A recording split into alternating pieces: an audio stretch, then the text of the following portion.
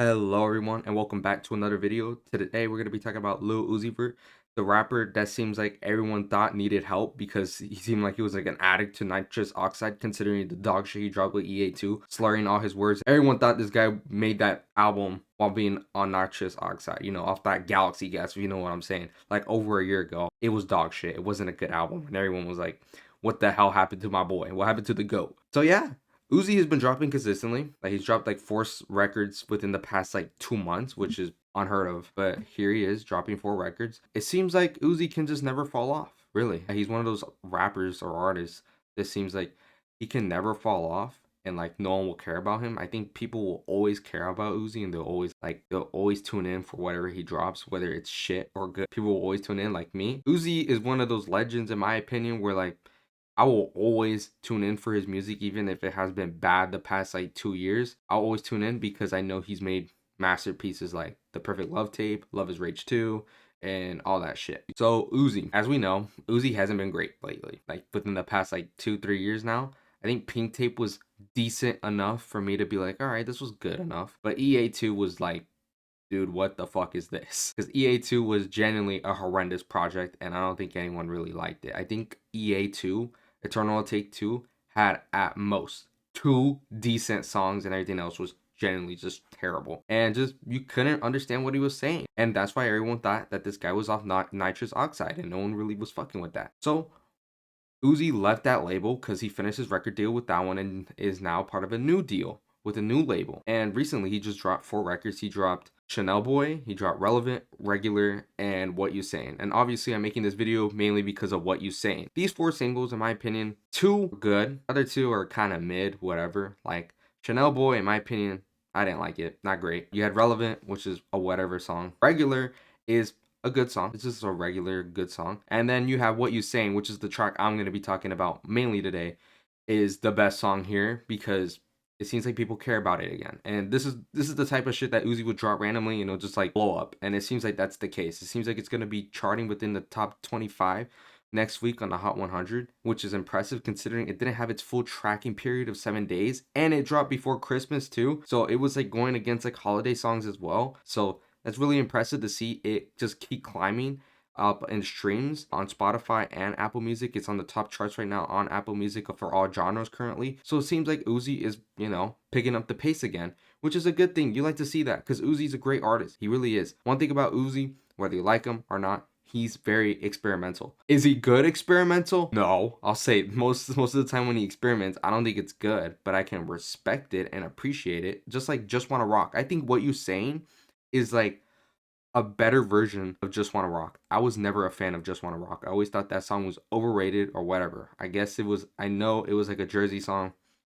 You could dance to it and everything like that. But in my opinion, it wasn't good enough. What You Saying, however, is a great song with a fantastic sample, in my opinion. I know some people don't really like the sample, whatever. I think it's great. I think it fits the song really well. The music video he dropped already for it as well is already out, and hopefully this is like the lead single to another album. I hope the next album he drops is Love is Rage 3 because I don't want to hear this bullshit of the thing he was gonna drop. I think was like he was gonna play homage to like Young Thug with, I don't remember the fucking album name it was gonna be called, The Barter 16, I think, or whatever. I don't want to hear that. I don't care about that. I don't want that. I don't want no Uzi where he's just screaming and shit like that with like suicide doors from like Pink Take and stuff. I don't want experiments. I don't. Look, here and now and then it works, but most of the time for Uzi, I don't think he ever lands the plane. I think most of the time I'm like, this is just shit. And I can appreciate you trying, but in my opinion, it's not that good. So like, let's like not do that anymore. And let's like focus on a more cohesive sound for the album next time because Pink Tape was all over the place. Like you had rock on there, you had rap, you had pop, you had melodic, you had dance, there was a lot of shit on there. I don't really want that again because Pink Tape was bloated and I don't want him to do that again because I don't think it really paid off in his favor. If he can drop a concise album with 18 tracks, then I think that'd be more beneficial for him and more fans would probably appreciate that. I don't want more music for the sake of more music. That doesn't accomplish anything. Look at Cardi. I Am Music is bloated with 30 tracks. No one really goes back to it anymore because it's bloated as hell, has too many tracks. I'm not gonna go through that. I'll save like a couple songs here and then, but I'm not gonna save all 30 songs. Are you crazy? No one's doing that unless you're a weird diehard fan living in someone's basement. We're not doing that over here. I just want a good album to listen to, and Uzi can do that. One thing about Uzi is that the guy can never fall off, because it seems like people always care about him because he always has like a cult like fan base. Right? He has a lot of diehard fan base, and the one thing I can appreciate about Uzi is that he always experiments. He always experiments. A lot of rappers do not. A lot of rappers just like to be repetitive, do the same shit over and over and over again. Right? Something like about Uzi is that he doesn't do that, which is a good and bad thing. Bad thing because the old fans are like, well, where's the new where's the stuff that made me a fan originally? Like, give me more of that stuff. Where it's like, or and it's a good thing because obviously you're trying something different. Maybe the old fans will like that. In my case, I think Uzi misses like 70% of the time when he experiments, tries doing something different. I don't like the high pitch Uzi. I don't think that's great in my opinion. I think the deep voice is significantly better than whatever he does with his high pitched voice. And I'm just hoping that Uzi can deliver with a new album that's good, because this guy, I feel like people just like are like, he fell off or whatever, which sure, he did in my opinion, commercially and quality wise. Mainly quality wise, he is nowhere near as good as he used to be. Like from 2016, 2017, 2018, he's nowhere near good as he used to be, which is fine. Most artists, I'm not expecting you to keep up the same quality throughout your whole lifetime. That's ludicrous, right? You're not going to be in the same headspace throughout your whole life. But let's be honest, with Eternal will Take Two, that was genuinely some terrible shit I've ever heard in my life. I mean, like, if I had to compare Eternal will Take Two to the worst album I heard this year, I still think Eternal will Take Two is worse than that. And I think Metro Boomin had the worst album this year, Futuristic Summer. I think Futuristic Summer is better than EA2. I just hope the guy can make a comeback, you know? Hopefully he drops this album soon, because it seems like this single is just taking off again.